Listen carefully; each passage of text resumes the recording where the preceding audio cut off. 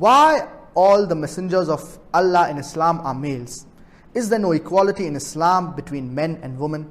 In Islam, men and women are equal. Equality does not mean identicality. Men and women, they are equal, but they are not identical. And Allah subhanahu wa ta'ala has given each person his own responsibility. And there's few reasons why Allah subhanahu wa ta'ala did not choose women to be prophets or messengers of Allah subhanahu wa ta'ala. And I'll just mention with you these reasons. The first is that there are various behavioral changes that take place in a woman. For example, the menstrual cycle, the postnatal bleeding. So in these situations, a woman, her mental and physical state, it is low. She cannot do the role of a prophet, and she cannot fulfill the responsibilities of a prophet.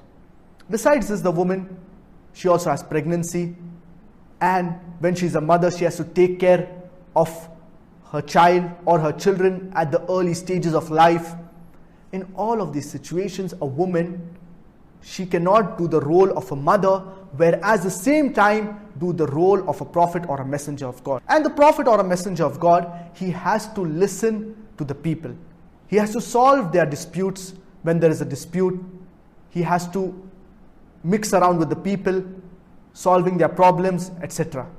In all of these situations, it would not be appropriate for a woman to do this, because in Islam, it is clearly prohibited the intermingling of the opposite gender. And the prophet or the messenger, he has to talk with the people, communicate with the people, convey the message of Islam to the non-Muslims. If they have any problem, if they have any questions, respond to their questions, etc. And one of the roles of the prophet or the messenger of God is to lead the people in prayer. And there are various positions that we do in the prayer. For example, the ruku, the sujood, etc. The bowing, the prostration, etc. And in all of these positions, if the woman, she is an imam, she is the leader, it would distract the people behind. The muqtadi, the people who are offering salah behind the imam, it would distract them if the woman is the imam. That's the reason in Islam, a woman cannot lead the men in prayer. So there are certain responsibilities for the woman in Islam, there are certain responsibilities for the men. And many a times the woman, she can get emotionally carried away. If there is a dispute, so she may emotionally get carried away. And besides this, I would like to give you an example. If a robber enters the house, it is Allah subhanahu wa ta'ala who has given the man more strength. It is the man who will go and fight. A person cannot say that I believe in equal rights, let the woman go and fight.